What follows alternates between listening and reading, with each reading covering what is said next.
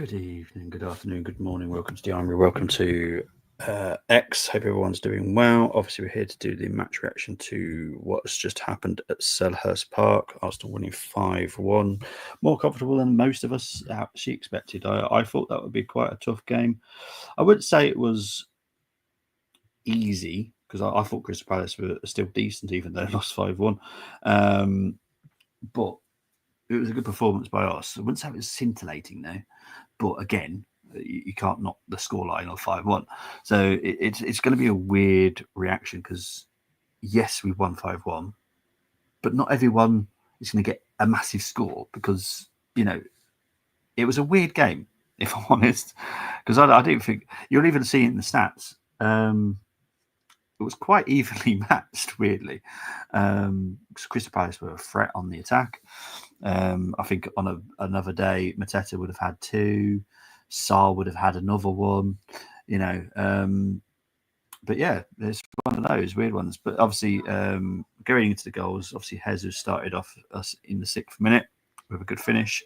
Sarr pulled one back with another good finish. Jesus with another one. Havertz didn't have to do much, just have to be there at the right time. Martinelli literally just had to stand in the way, and he got his. Rice was the best of all. Well, no. Jesus' goals were 2 good ones, to be fair, and then Declan's was definitely up there, top 3 goals.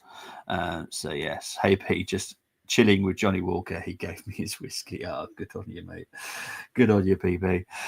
Yeah, I'm going to try and wrap this up as quick as I can and just enjoy the evening. And look, we can all enjoy the build up to Christmas now. Look, Arsenal have given us a very nice early Christmas present, so we should all be thankful on Christmas Day. We've got 3 points, good game, and yeah, good performance, and we've got 3 points. So yeah, big up to Geeks, struggling with this boring team. It's definitely not boring, but there's definitely we've got to remember, we've got to keep in the back of our minds is the Everton and Fulham game. We have to remember these 2 games specifically because it will just ground us for when we get a little bit giddy and a little bit carried away with ourselves, that we can have stinkers as well. We've got Ipswich on Friday, then we've got Brentford a week on Wednesday. I think that's right. Have I got that right? I think I have. Away. Yes, Forest beaten today, but I don't expect that to be an easy game for us. And then we'll have, January's going to be very busy, very busy.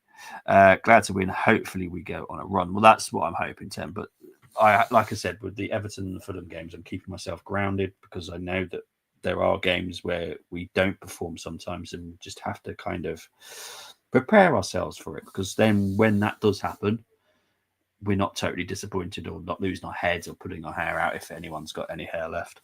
But yeah, my daughter was watching her. She now understand what Big Nose is all about. Sent to the clip. Oh, bless her. Pick up to your daughter, Brent. Love it.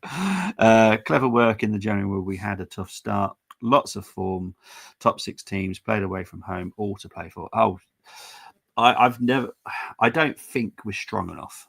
But obviously, as you said, Geeks, if we have a good rebuild in well, not rebuild, but a bit of tampering with the structure, we should be okay. And we might be able to do a little bit more at the end of the season. We'll wait and see. But I'm not getting carried away just yet.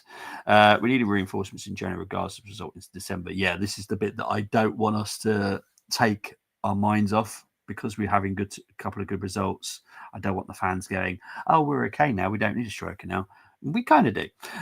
Clever work needed in 100%, mate, 100%. I wonder how long Saka is out for. Worried.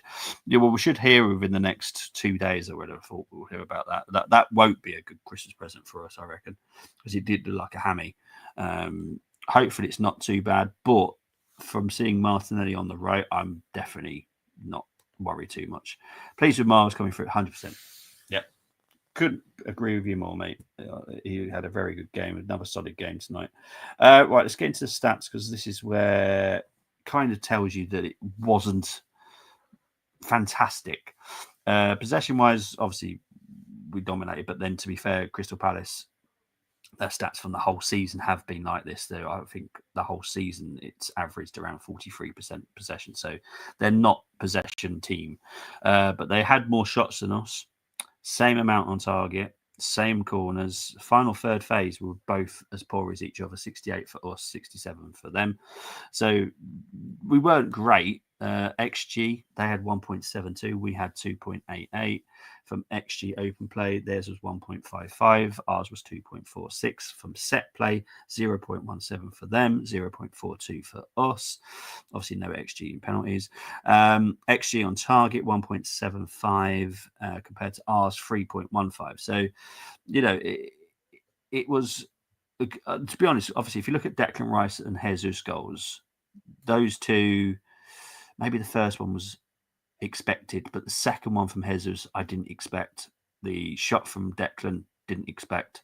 So yeah, it's kind of makes sense if you look at it. It's kind of 3-1 there, technically, with the XG. So kind of makes sense if you take away the Jesus second goal and Declan's first, Declan's goal. Jaws one, again, we're losing these. This is the bit that I worry about, and this is the bit that I hope we kind of rectify quick, because we can't be losing duels to teams like this. Overall, duels, we lost overall. Normally it's just ground duels, but we actually lost it overall. 57% for Crystal Palace, 43 for ground duels. Aerial duels, obviously Saliba and Gabriel are back, so obviously it's back to how it normally is. We do win the aerial duels, which is thankful. Passes, 391 for Crystal Palace, 545 for Arsenal, 87% accuracy for us, 81 for Crystal Palace. In our own half, it was 290, 182 for Crystal Palace, 135 in the opposition half for sorry, I'm just going to double check that stat, make sure to, because I do type this up quite fast, so I'm just making sure that's correct. Yes, 290 in our own half, 186 in the opposition half.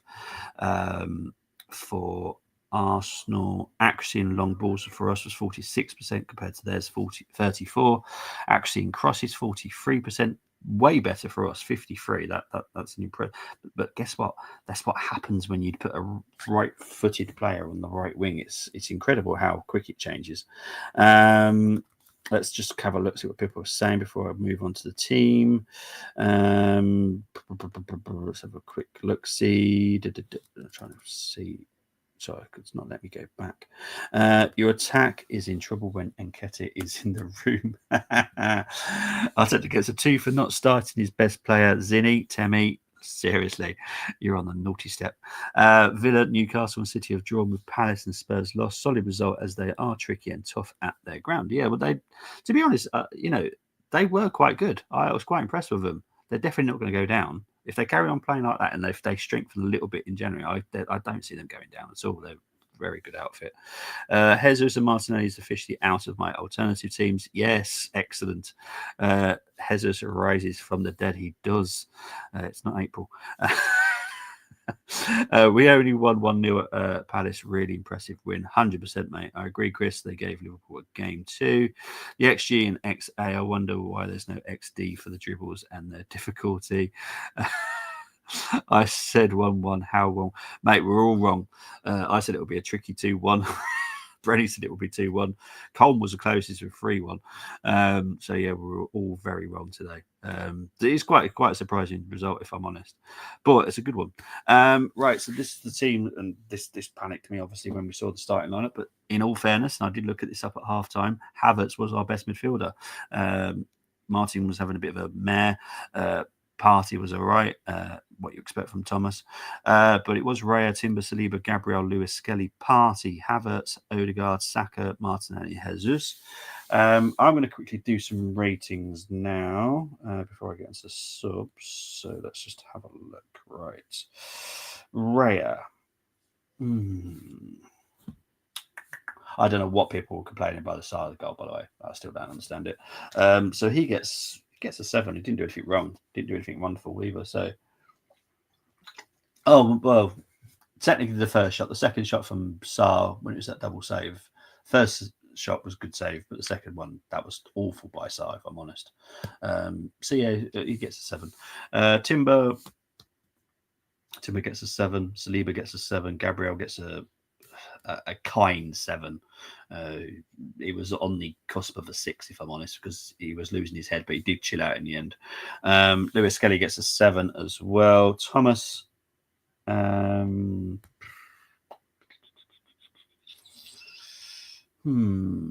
Thomas is going to get a 7 as well. I'm being a bit stingy today, I'll be honest. Odegaard gets a 7. Havertz gets an 8. I thought he was very good today.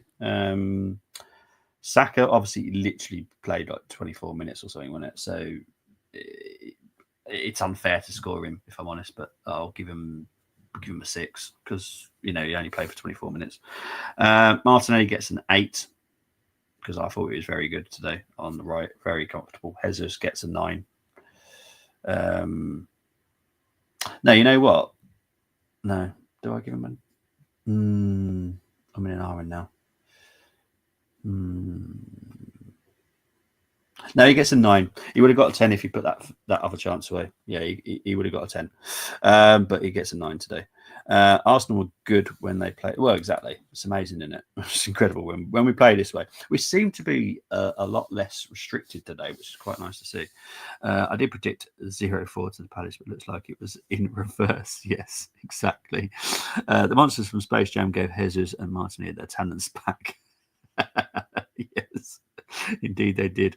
Temi's ratings is Raya 6, Timber 9, Saliba 6, bullied by Mateta.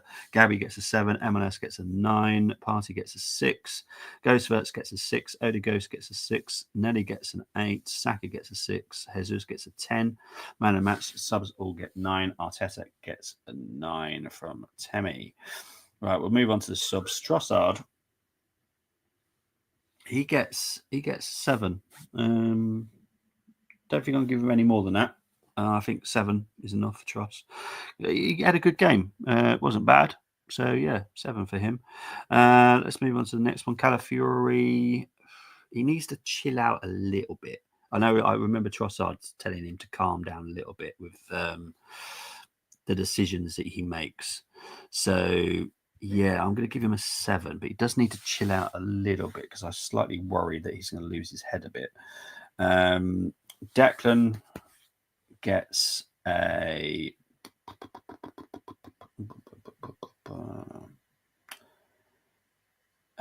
He gets an 8. Yeah, Declan gets an 8. Good performance. Obviously, Nwaneri came on and Marino came on because... they didn't play long enough to get a score from me. I'm quite harsh when it comes to this. They have to play a minimum of 10 minutes. Who would have thought after 17 games we would be 5 points clear of City, but only for... I know, it's mad, isn't it? That bit is the maddest. No one would believe you if you said that we're 5 points clear of City, but we're not top of the league. We're third. Yeah, City are definitely not. There's no... If this turns around and they win this, yeah, it would be shocking. Calla needs to calm. He is too stiff and tense at times. Yeah. It's 6 points, isn't it, Geeks? I'm sure. Correct. No, it's... to be honest, I've not even looked at the table, so I have no idea. So yeah. Right, let's move on to Hover. He gets, he gets an 8. Yeah, he did well because the second goal for Jesus, that came from a corner, and obviously it was definitely his instructions that that helped that situation. So yeah, he gets an 8, and Arteta, he would have got a 6. I'll be honest, but he felt like he took the restraints off us today. So I'm going to give us an 8. I'm going to give him an 8 because I felt that he allowed the players to be free a little bit more than normal. Maybe because Saka was on the pitch. I don't know. Maybe that changed the way that we were playing. It could have, I suppose. But it looked a little bit more like the players are allowed to do what they want, which I personally enjoy personally. But there we go. 115 charges will level them. Well, that will be coming out next year at some point, so we'll soon find it out. But yes, so everybody, enjoy your Christmas. Enjoy being with your family and friends, whatever you're doing. But just keep safe. Keep safe. Make sure you're not alone. And yeah, everyone's always here. Right, you can always find us on X. Anybody that's listening, if you need someone, just make sure that you are not alone. And people are here for you always. But yes, enjoy it. I'll be back on. I probably will do the preview on Boxing Day at 7. I think that should be okay. Yeah, I should be able to do it. Big up to Cole. Now, I'm wondering if you're the Cole that I think you're the Cole of. You might be. I think you might be the Cole from our group WhatsApp. But big up to Cole. Thank you for joining in, mate. And yeah, Merry Christmas, one and all. It feels like someone. I'm trying to think of a movie where that's specifically said exactly like that.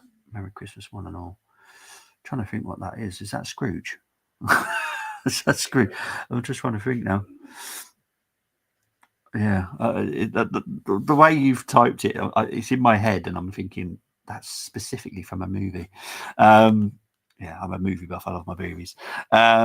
So yes, I'll be back on Thursday. I'll do the preview on Boxing Day, 7 o'clock. Then obviously you've got the game 27th.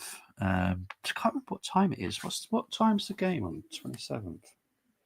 Sorry, I just ramble on. I do apologise. I'm trying to work out when the game is. When is the game? Oh, blimmin' heck.